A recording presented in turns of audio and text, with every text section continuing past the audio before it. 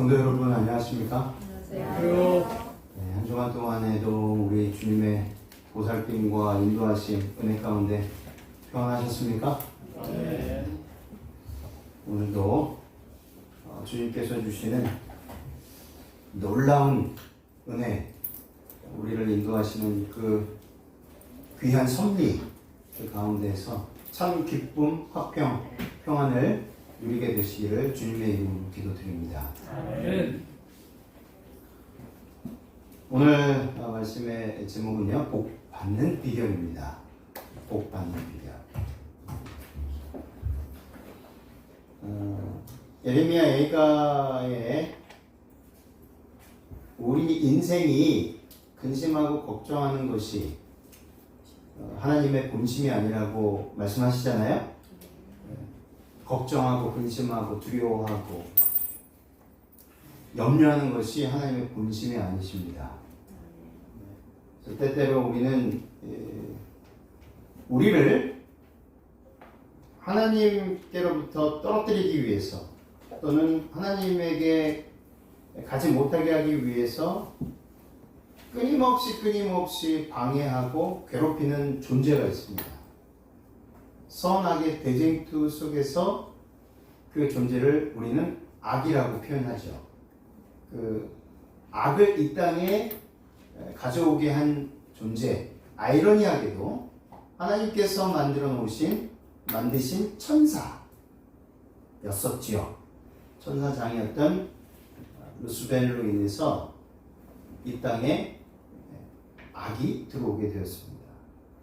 처음에는 그게 악인지 잘 모르고 아담과 하와가 속아 넘어갔습니다.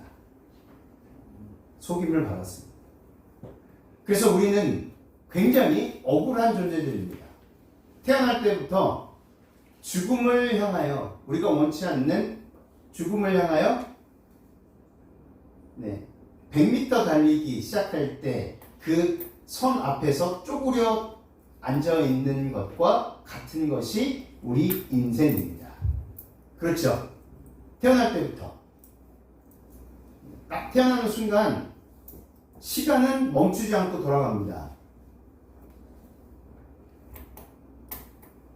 가장 연세가 많으신 우리 이덕자 집사님께서 오늘 설이 아니죠. 추석 때문에 서울에 가셨어요.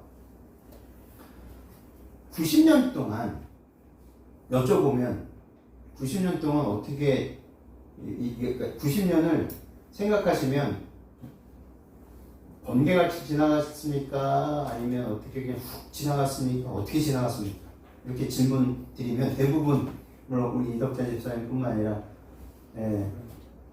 하동예 집사님도 그렇고 박사님 집사님도 그렇고 어떻게 표현하시겠어요? 집사님 어떻게 표현하시겠어요? 순식간에 눈 깜빡할 사이에 1초도 안 걸립니다. 아직 어린 저는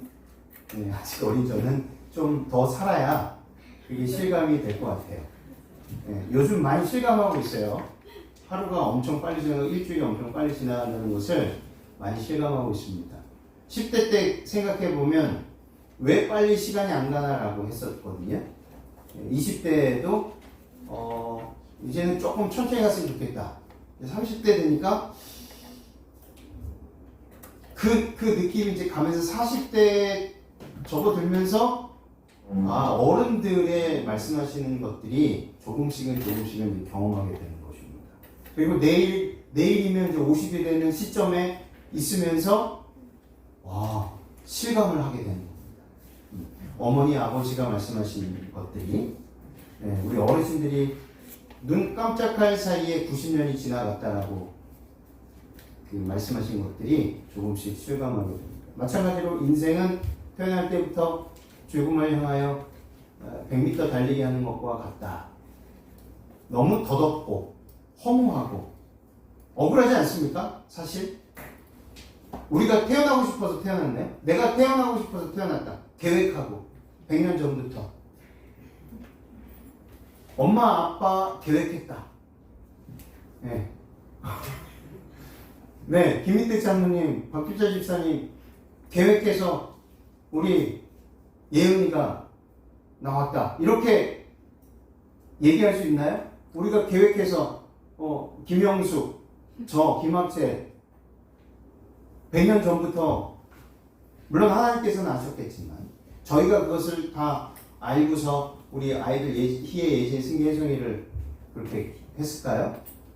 아니죠. 저도 저희 어머니, 아버지 태어나 보니까 우리 엄마가 누군지, 우리 아빠가 누군지를 알게 된 거잖아요. 태어나기 전부터 우리 아버지는 경주 김가에 시자 경자 쓰시는 분이시다. 전주 이가에 부자 자자 쓰시는 분이시다. 이렇게 알고 태어났을까요? 아닙니다. 우리 조상은 그래 경순왕이고 내가 계림군파 28대 손님 이거를 알고 태어났을까요? 그렇지 않다는 거예요. 우리 인생은 굉장히 억울합니다. 그래서 하나님께서 이 억울함을 풀어주시기 위해서 우리에게 독생자 예수 그리스도를 보내주신 것입니다. 하나님께서는 우리들에게 복 주시기를 원하시고요. 복 받고 또 나눠주며 살기를 원하십니다. 근데 이상하게 이 땅에 이 복이라는 개념이 잘못 이해된 것 같습니다. 우리 새해 첫날에 새해 복 많이 받으세요 라고 말씀하지 않습니까? 덕담과 인사로 수십 번 들어도 그 새해 복 많이 받으세요 라는 말은 언제 들어도 좋지 않습니까? 근데 그 복의 개념이 너무 많이 변질되었다는 거죠. 복의 개념이 주로 물질 만능으로 많이 변질된 것을 보게 됩니다.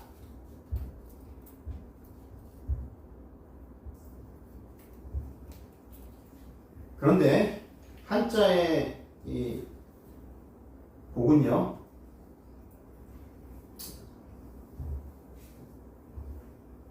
좀 다릅니다. 지금 변질된 복의 개념하고 좀 많이 다르죠. 원래의 이 복자의 한자 복자의 뜻은 좀 다릅니다. 그래서 성현들은 이 복자를 풀이하기를 보일 시자 그리고 한일자, 입구자, 받전자를 합해서 복자가 이루어졌다 라고 해석을 합니다. 그 뜻을 풀어보면요, 한 사람이 먹고 살만한 밥되기 하나 성실히 경작하여 호구지책으로 삼으면 그것으로 만족해라. 그게 바로 너에게 복이다. 그래서 한자의 이 복자가 바로 어찌 보면 나에게 주어진 작은 것 하나에 만족하고 기뻐하고 감사하면서 살아라. 그 뜻이라는 거예요. 다시 보니까 그런 것 같습니까? 네. 그런 것 같으세요? 복 받으세요도 좋지만 이 한자 풀이를 보니 복을 어떻게 해야 될까요? 복을 기르고 또 복을 나누고 또 복을 모든 사람들과 함께 만족해야 하는, 내게 주어진 것에 만족해야 하는 것으로 풀이할 수 있겠습니다. 오늘 말씀 먼저 보도록 하겠습니다. 계시록 22장 10절 14절. 또 내게 말하되 이 책의 예언의 말씀을 임봉하지 말라. 때가 가까우니라. 불의를 하는 자는 그대로 불의를 하고 더러운 자는 그대로 더럽고 의로운 자는 그대로 의를 행하고 거룩한 자는 그대로 거룩하게 하라. 보라, 내가 속히 오리니 내가 줄 상이 내게 있어 각 사람에게 그의 일한 대로 갚아주리라. 나는 알파와 오메가요 처음과 나중이요 시작과 끝이라. 그 두루마기를 빠는 자들은 복이 있으니 이는 저희가 생명나무에 나아가며 문들을 통하여 성에 들어갈 권세를 얻으려 함이로다. 아멘. 복이 누구한테 있다고요? 14절에 그 두루마기를 빠는 자들이 복이 있다고 하였습니다. 그래서 다시 말해서 복 받는 비결은 무엇입니까? 본문의 말씀을 통해서 그 두루마기를 빠는 자들이다. 지금은 어느 시기입니까? 은혜의 시기입니다. 그러므로 지금 우리는 은혜를 받아야만 하죠. 복을 받아야만 합니다. 은혜를 받으면 예수 그리스도를 어린 양으로 알고 따라가게 되지만 은혜 받기를 거절하면 예수 그리스도를 그저 사자로만 알게 됩니다. 심판장으로만, 무서운 재판장으로만 알게 됩니다. 그 재판장이 주시는 무엇은 없어지고요? 은혜, 선물은 없어지고 판결만 내리는 아주 무시무시한 사자로만 남게 되는 것입니다. 은혜 시기는 은혜 시기에 우리는 어떻게 살아가야 하는가? 오늘 본문의 말씀 중에 복 받는 자들은 두루마리를 빠는 자들이라고 했습니다. 그래서 복 받는 비결은 두루마리를 빠는 것인데 이 두루마리를 빠는 것이 은혜의 시기를 살아가는 방법이라는 것이죠. 지금은 은혜의 시기이며 은혜의 시기는 끝날 때가 가깝다. 은혜의 시기가 영원하다는 것이 아니에요. 이 땅에서는 은혜의 시기가 정해져 있다는 거예요. 하나님의 시계 안에. 근데 우리는 그것을 알 수가 없습니다. 대신 하나님께서 말씀을 통해서 말씀에 놓으셨죠?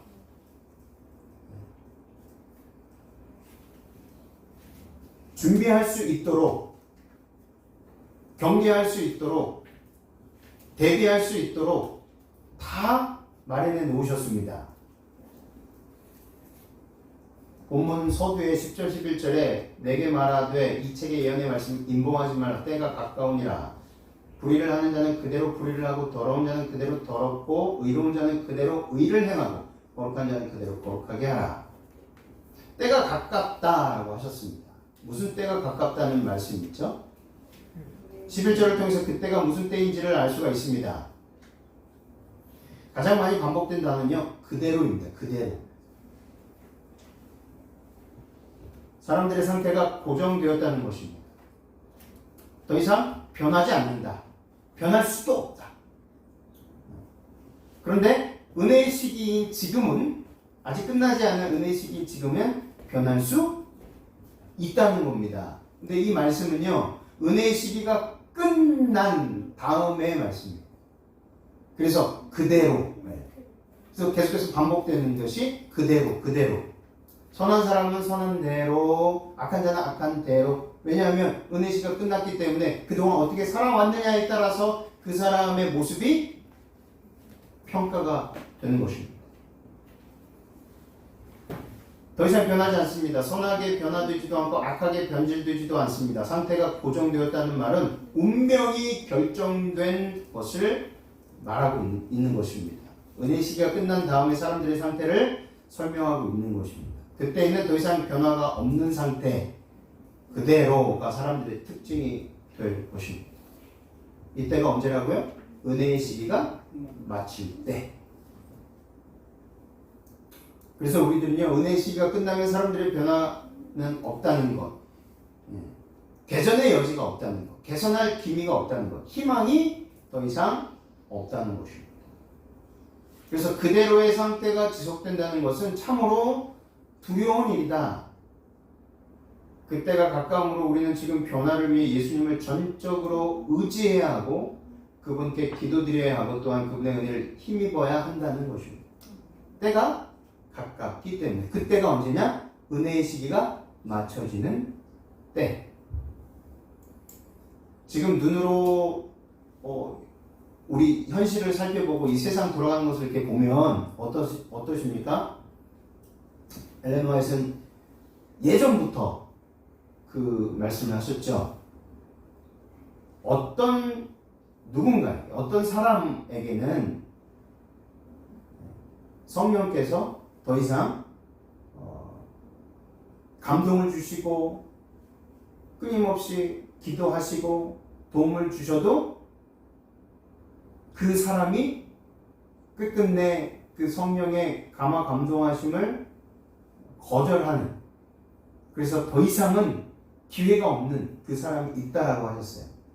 지금도 그 사람들이 벌이는 일들을 보면 상상할 수 없는 일들을 하게 되지 않습니까? 천륜을 거스리는 인면수심의 그런 범죄들을 저지르는 모습들을 봅니다. 자녀가 부모를, 부모가 자녀를, 묻지마 폭행과 살인이 기하급수적으로 일어나고 있는 세상에 살아가고 있습니다.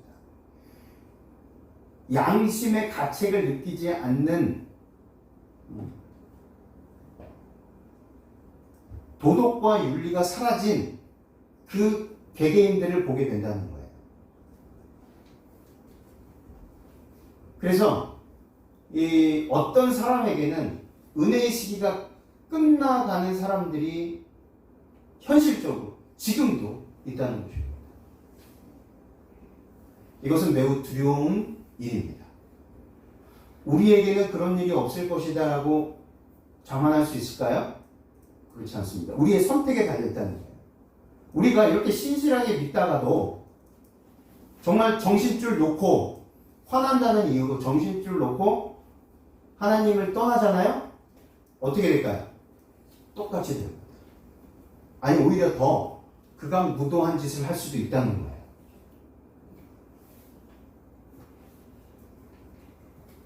며칠 전에 너무 화난 일이 있었어요. 정말. 그래서 운전을 하면서 막 기도를 했죠. 기도를 하는데 그날 그 예진이를 데리러 이렇게 가고 있는데 제 차선을 잘 가고 있었습니다. 옆에서 슬그머니 이게 들어오는 거예요. 제가 인지하지 못했으면 부딪혔을 거예요. 순간 인지해서 제가 이제 급브레이크를 밟고 이렇게 크락션을 이렇게 눌렀습니다. 조심하라고. 근데 그냥 그 순간에 이 순간 몇 초 동안 그냥 0.1초 동안 이성이 마비된 듯한 느낌. 화가 나 있는 상태에 기도하고 있는 상태에 그런 일을 딱 이렇게 경험을 하니까 달려가서 세워놓고 요즘 보면은 그 한문철 변호사 그 동영상 많이 보시죠? 별의별 일이 많잖아요. 운전하면서 사람이 평상시에는 괜찮은데 운전대만 잡으면 뭐가 된다고 해요? 사람이 아니라 이제 동물이 됩니다. 그러면서 갑자기 끼어들기를 한다거나 이랬을 때 이성을 잃고 차 안에 왜 그 방망이를 들고 다니는지 모르겠어요. 방망이며 아주 무기들 같은 거 있잖아요. 이런 것들 들고 나오면서 실제로 사람을 때리기도 하고 차량을 파손시키기도 하는 그런 영상들을 보게 되지 않습니까?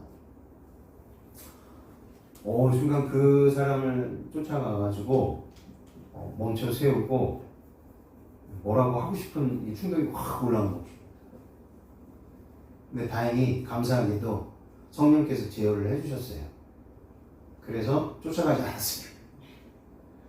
근데 그 중에 한 가지가 뭐였냐면 제가 지금 입고 있는 옷이 굉장히 큰 역할을 했다는 거예요. 그때 입고 있던 옷, 그때가 아니죠. 제가 입고 있는 옷 때문에 그것을 성령의 지도를 이렇게 좀 들었던 것 같습니다. 목회라는 옷을 입고 있잖아요. 그리고 목사 하나님을 대변하고 하나님을 나타내야 되는 사람이잖아요. 그 짧은 시간에 그게 쭉 지나간 겁니다. 만약에 정말 싸웠어요. 경찰서에 갔어요. 신원을 확인을 했어요. 이 사람이 제일교회 담임 목사예요. 이게 그 순간이 확 지나가요. 이러면 안 되겠구나. 네. 그래서 정말 제가 입고 있는 옷, 물론 이제 성령께서 모든 것들을 지도해 주셨죠.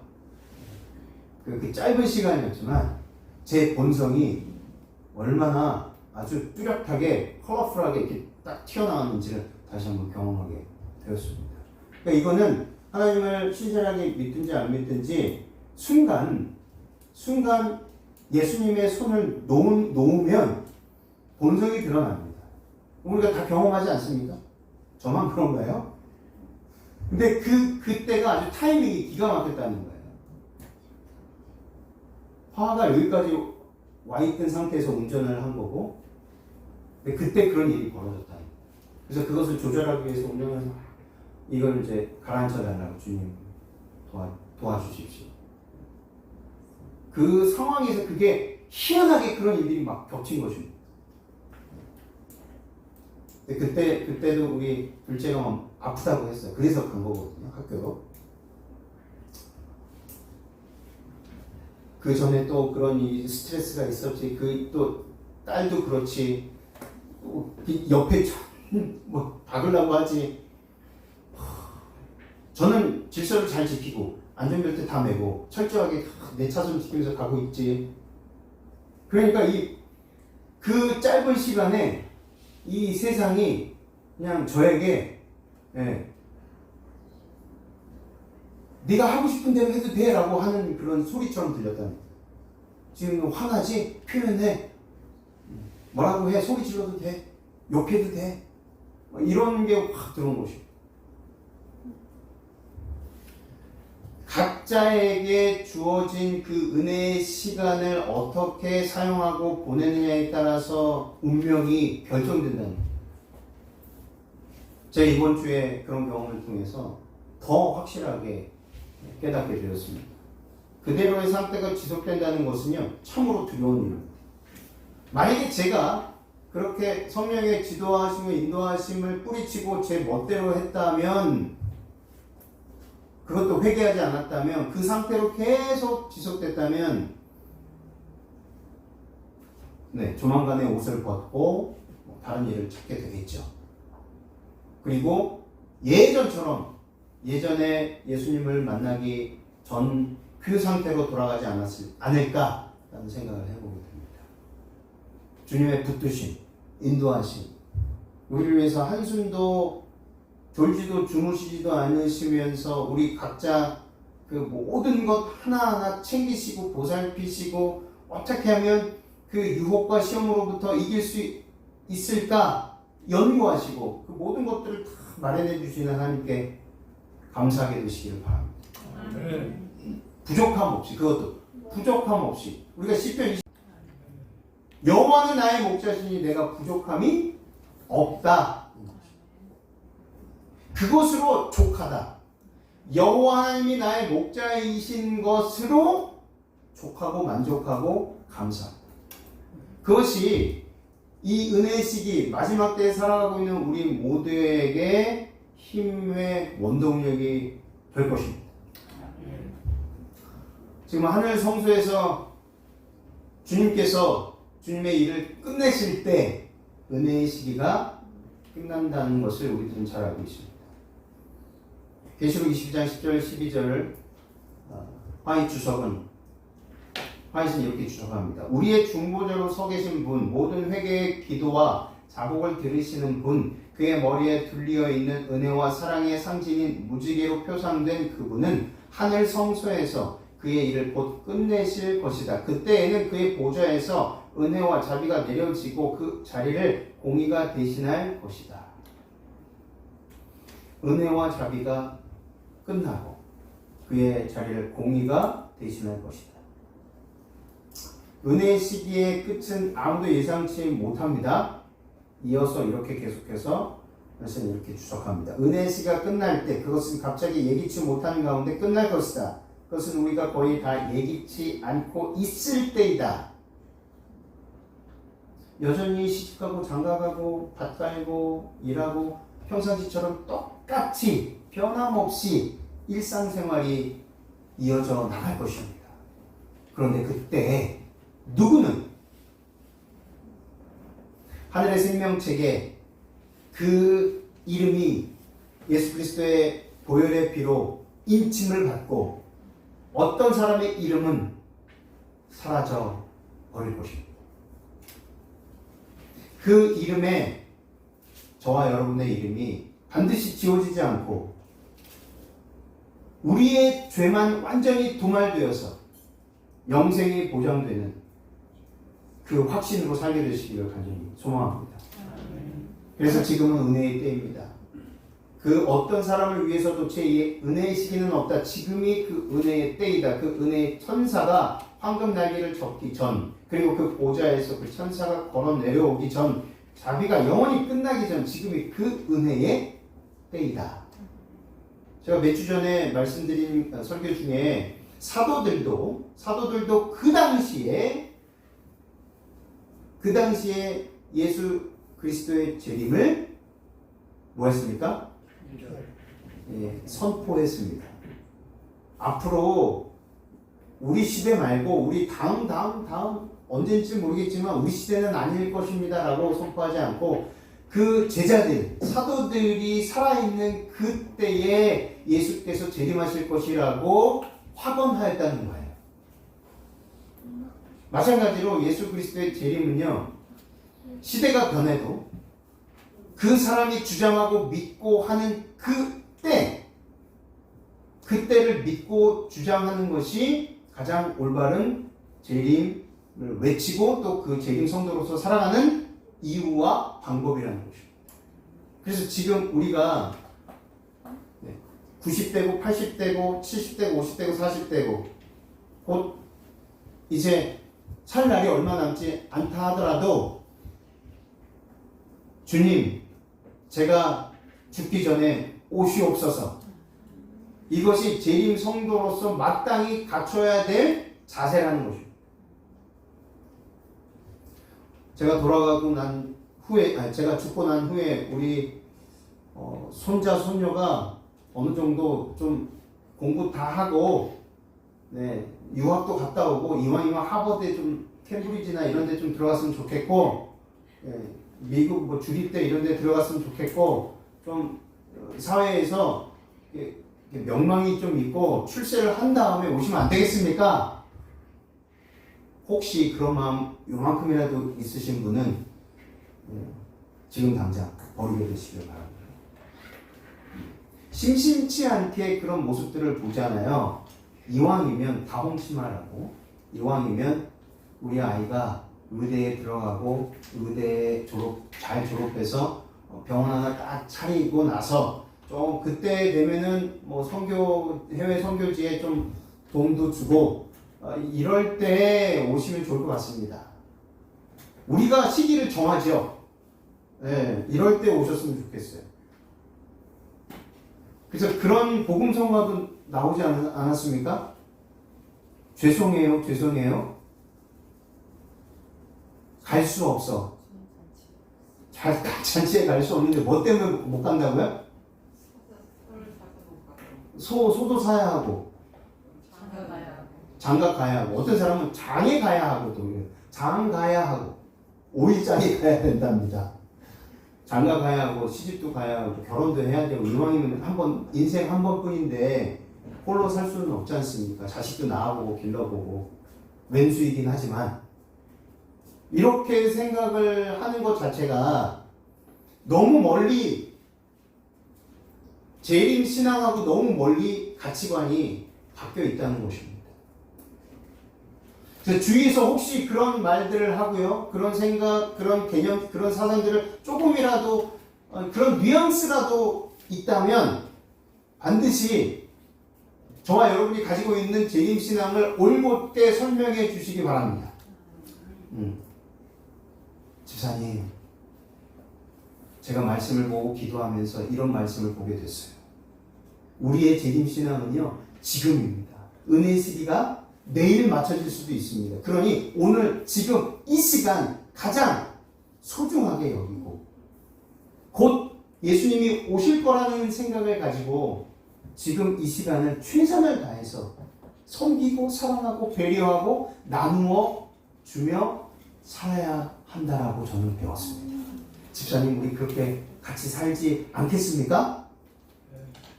그 집사님이 어떤 반응이 나오더라도 상관하지 마시고 우리가 경험한 그 신앙 경험을 나눠주게 되시기를 바랍니다. 그럴 때 그분도 감동을 받으실 거라고 믿습니다. 부조화 선지자 357조 최후의 보상의 큰 날에 죽은 사람들이 자기 행위를 따라 책들에 기록된 대로 심판을 받을 것이다. 그때 그리스도의 속죄의 공로로 말미암아 회개한 모든 사람의 죄가 하늘책에서 도말된다. 이와 같이 하여 성소는 죄의 기록에서 해방 혹은 정결케 되는 것이다. 모형에 있어서 이 속죄의 대사 곧 죄를 도말하는 일은 대속죄일의 봉사 곧 속죄 제물의 피의 공로로 말미암아 성소를 더럽혀 왔었던 죄를 제거함으로써 성취된 성소의 정결로 예표되었다. 최후의 속죄 때에 진심으로 회개한 자의 죄가 하늘의 기록에서 도말되고 다시 기억되거나 마음에 떠오르지 않게 되어 있는 것과 같이 그 상징에 있어서도 죄는 회중으로부터 영원히 분리되어 광야로 옮겨지게 되었던 것이다. 지금 이 사업을 예수님께서 하늘 지성소에서 하고 계심을 우리는 저번 시간에도 배우지 않았습니까? 은혜의 시기에 해야 할 가장 중요한 일 가운데 하나는 하나님의 은혜를 입어 회개하고 용서받았다는 확신을 갖는 것입니다. 예수님께서는 우리가 회개한 죄에 대하여만 도말할 수 있기 때문입니다. 그래서 기도하실 때 특히 잠들기 전에 침대에 들어가기 전에 침소에 들기 전에 오늘 하루 부지 중에 혹은 내가 무의식 중에 실수로 저질렀던 모든 죄들을 기억나게 하여 주시고 그 죄들이 진심으로 용서받았다는 확신을 갖게 해 주시옵소서. 그렇지 않으면 제가 잠들지 못하겠나이다. 그 기도가 저와 여러분의 기도가 되어야 한다는 것입니다. 도말된 죄는 더 이상 마음에 떠오르지 않게 됩니다. 이것이 다음에 이어질 야곱의 환란에 들어갈 수 있는 자격이라는 것입니다. 은혜의 시기에 철저히 회개함으로 용서를 받은 사람만이 야곱의 환란에 들어가고 재림을 맞이할 수 있습니다. 그러므로 지금 우리는 회개할 것 없는 회개, 날이 갈수록 더 깊은 회개, 철저한 회개를 해야 할 때입니다. 예수님께 가까이 가면 갈수록 우리가 더욱 죄인인 것을 알게 되므로 날마다 더 깊은 회개를 경험하게 되고 마침내 회개할 것 없는 회개에 이르게 될 것입니다. 이 일이 지금 우리에게 이루어져야만 한다는 것입니다. 두 번째, 은혜의 기간 동안 어떻게 살았느냐에 따라 우리의 운명이 결정됨을 결코 잊어서는 안 됩니다. 12절, 보라 내가 속히 오리니 내가 줄 상이 내게 있어 각 사람에게 그의 일한 대로 갚아주리라. 12절, 은혜의 시기가 끝난 후에 예수 그리스도께서 속히 재림하십니다. 이 속히 오신다는 말씀은 은혜의 시기의 끝과 재림 사이에는 극히 짧은 시간이 있음을 의미합니다. 다시 말하면 은혜의 시기 끝과 재림 사이에는 매우 짧은 시간이 있다는 것입니다. 이 짧은 시간에 어떠한 일이 벌어지는가? 무슨 사건입니까? 은혜의 시기, 은혜의 시간의 끝과 재림 사이에 중요한 한 사건이 있습니다. 무슨 사건입니까? 바로 야곱의 환란. 이 야곱의 환란은 매우 짧은 기간 동안에 진행되는 것을 가리키고 있습니다. 말씀이 이렇게 추적합니다. 창세기 32장을 이렇게 추적합니다. 야곱이 씨름하고 고민하던 밤에 겪은 경험은 그리스도께서 재림하시기 직전에 하나님의 백성들이 당할 시련을 나타냅니다. 짧지만 매우 강력한 시련을 나타냅니다. 야곱의 환란 때 사단은 야곱을 고소하고 낙담케 하려고 합니다. 말씀 계속해서 이렇게 주석합니다. 사단은 하나님의 천사들 앞에서 야곱을 고소하고 그가 범죄였으므로 그를 멸할 권리가 있다고 주장하였다. 그는 야곱을 대적하여 진군하도록 에서를 충동하였다. 야곱이 씨름하던 긴긴 밤 동안 사단은 죄의식으로 그를 눌러 그를 낙담시키고 하나님을 굳게 붙잡고 있는 그의 마음을 흔들어 버리고자 애썼다. 야곱은 하나님의 인자하심을 알고 그 그분의 자기 자신을 의탁하였다. 그는 자기가 죄를 회개한 것을 지적하고 해방시켜 주시기를 탐험하였다. 자기의 생애를 되돌아볼 때에 그는 거의 절망 상태에 빠졌다. 그러나 그는 천사를 굳게 붙들고 절실한 번민의 부르짖음으로 승리를 얻을 때까지 간청하였다. 그 실험하던 분, 그 실험 천사인 줄 알았더니 알고 봤더니 예수님이었습니다. 끝까지 환도뼈가 부러지는 그 고통 속에서도 그는 끝까지 나에게 축복하지 아니하시며 그 복이 무엇이었습니까? 그 복이 구원받았다는 확신의 복, 용서받았다는 확신의 복이었다는 것입니다. 그 확신이 없는 한 그는 마음 가운데 그 불안함, 자기 죄에 대한 불안함입니다. 형 에서가 자기를 충동하여서 자기와 자기 식솔들을 죽이려고 하는 그 두려움이 아니라 어떤 두려움이요? 자기 죄가 용서받지 못했다라는 두려움이었습니다. 자기 죄가 용서받지 못했다. 마찬가지로 야곱의 환난은 짧은 시기일 테지만 사단은 끊임없이 우리의 태어났을 때부터 그때까지 지었던 모든 죄들을 다시 한번 보여줍니다. 그러면서 봐라, 네가 과연 구원받을 자격이 있는 사람인가? 너는 구원받지 못할 것이다 라고 주장합니다. 그러나 예수님께서 뭐라고 말씀하십니까? 보아라, 그동안 내 아들이, 내 딸이 무릎 꿇고 얼마나 눈물로 자기 죄를 회개하고 용서받기를 간구하고 실제로 그 죄를 이기기 위하여 얼마나 성령의 그 능력을 붙들고 그렇게 순종하고 살아왔는지, 내가 그 한 영을 위하여 생명을 바쳐 내 피를 대신하여 그를 살렸는지 보아라. 당신의 못자국난 손과 옆구리를 보여주시며 죄인인 우리를 대신하여 우리가 죄를 도말하셨다는 것을 사단에게 보여주십니다. 그래서 우리는 능히 그 야곱의 환난을 이길 수 있습니까? 없습니까? 이길 수 있습니다. 근데 그 이길 수 있는 힘이 어디서 왔다고요? 은혜의 시간 동안 어떻게 살았느냐에 따라서 그때까지 막 살고 야곱의 환난에 견딜 수 있는 사람이 있을까요? 없을까요? 없습니다. 단 한 사람도 없습니다.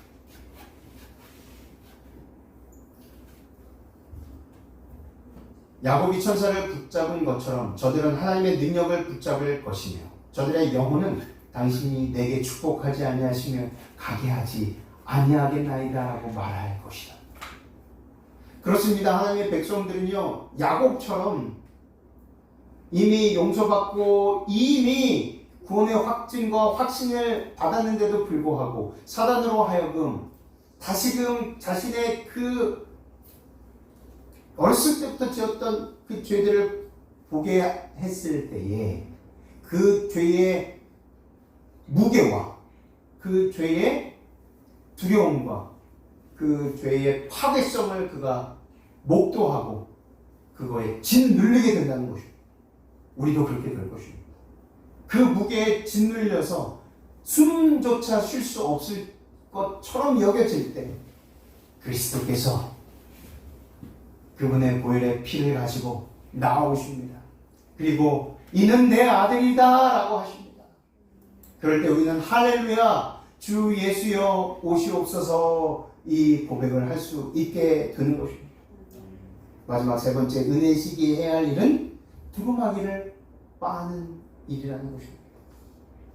계시록 14장 22장 14절 그 두루마기를 빠는 자들은 복이 있으니 이는 저희가 생명나무에 나아가 문들을 통하여 성에 들어갈 권세를 얻으려 함이로다. 아담과 하와가 에덴 동산에 쫓겨날 수밖에 없었던 그 여전히 중앙에 생명나무가 있어 그 생명나무를 먹고 영생할까 하노라. 그렇게 되면 안 되지 않습니까? 어쩔 수 없이 그는 쫓겨난 것이 아니라 어쩔 수 없이 그들은 에덴 동산에서 나가고 스스로 나갔습니다. 그러나 이제 그 닫혔던 에덴 동산에 들어올 권세를 얻게 되는데 그것이 바로 두루마기를 빠는 자들이라는 것입니다. 복이 있는 사람, 두루마기를 빤다는 것은요, 죄를 회개한다는 것입니다. 요한일서 3장 3절에 주를 향하여 이 소망을 가진 자마다 그의 깨끗하심과 같이 자기를 깨끗하게 하느니라. 자기가 깨끗하게 회개하는 자죠. 산상보험 115쪽, 죄를 범하여 기도할 수 없다고 느껴질 때가 바로 기도해야 할 때이다. 너무 많은 죄를 저질러서요, 하나님이 나에게 등을 돌리시는 것처럼 느껴질 때가 있습니까? 없습니까? 있습니다. 끊임없이 사단은요, 뭐라고 말한다고요? 정죄의 계단에 나오잖아요. 네가 그 큰 죄를 범했기 때문에 아무리 하나님께 가서 탐험하고 용서해달라고 해도 용서받지 못할 것이다. 맞습니까? 그렇지 않습니다. 어떤 죄를 범했다 하더라도 용서받을 범죄는 없습니다. 부끄럽고 매우 비참한 생각이 들지 모르지만 기도하고 믿어야 한다. 그것이 예수님께서 우리를 구원하시기 위해서 십자가에 달려 돌아가신 목적 이유인 것입니다. 믿게 되시길 바랍니다. 이어서 산상보험 115쪽 계속해서 이렇게 이야기합니다. 하나님의 용서의 사랑을 받아들이고 나누어 주기 위하여 우리가 필수적으로 해야 할 것 하나는 그분께서 우리에 대하여 가지신 사랑을 깨닫고 믿는 것이다. 예수님께서 말씀하셨으면 그대로 이루어지고 성취될 것을 믿게 되시길 바랍니다. 과연 그럴까? 그런 생각조차 하지 않게 되시길 바랍니다. 반드시 이루어 주실 것을 믿을 때 그것이 우리의 것이 되는 것입니다. 12년 동안 혈루병으로 그렇게 많은 의원을 찾아다니고 가지고 있는 모든 재산 다 탕진했어도 그가 그 순간에 병이 낫게 된 그 원동력이 무엇이었습니까?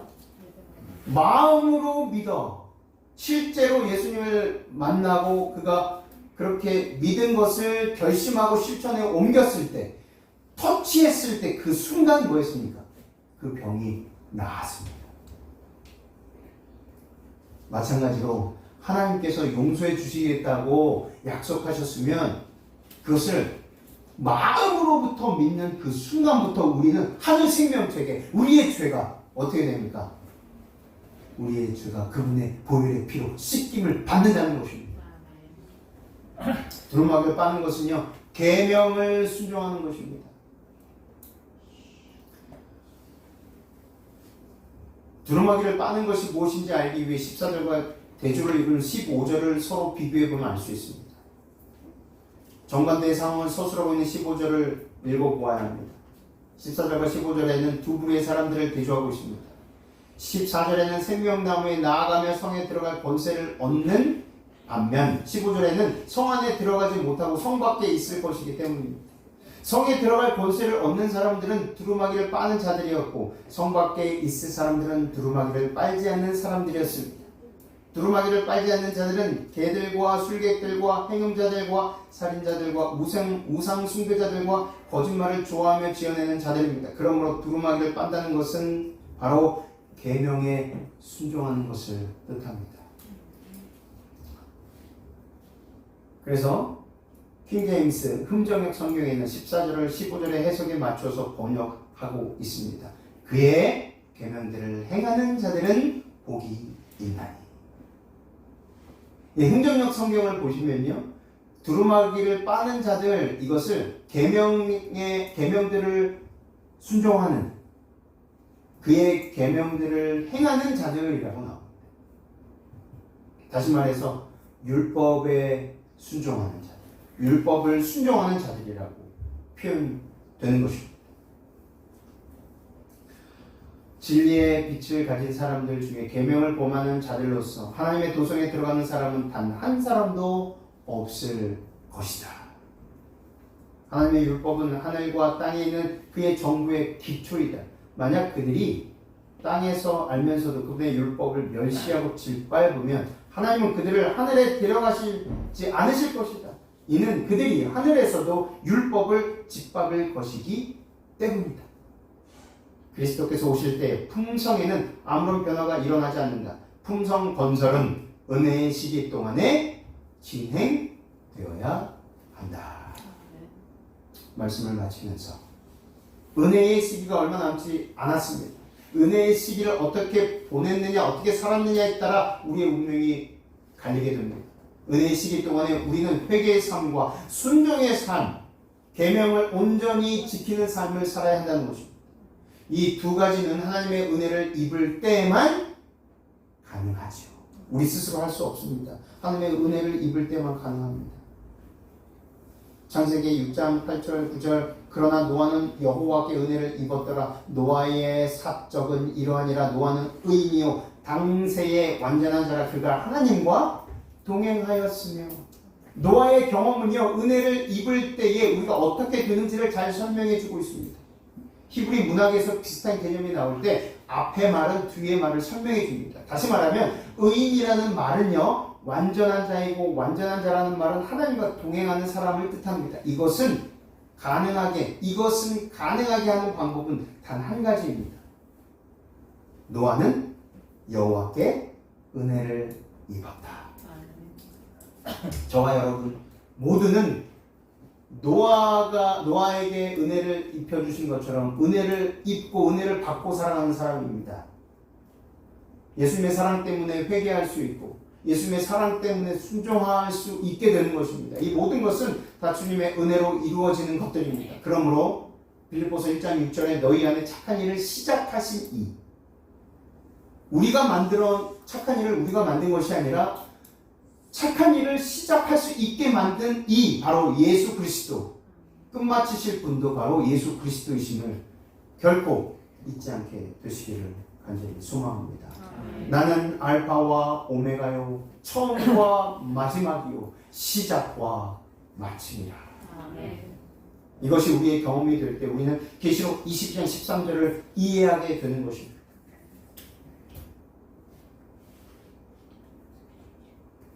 전도 485쪽 성경의 모든 위대한 진리들은 그리스도를 중심으로 기록된 것이기 때문에 올바르게 이해하기만 하면 모든 진리가 영혼들을 당신께로 인도하게 된다. 그리스도를 알파와 오메가요, 구속의 경륜의 처음과 나중에 되시는 분으로 증거해야 한다. 저와 여러분 복받은 사람이십니까? 맞습니다. 복받는 비결은 무엇입니까? 하나님의 계명을 순종하는 것입니다. 순종할 수 있는 것은 무엇입니까? 우리 안에 착한 일을 시작하게 하시는 이 예수 그리스도를 만나는 것입니다. 그리고 그분께서 주시는 은혜를 은혜되게 하는 것입니다.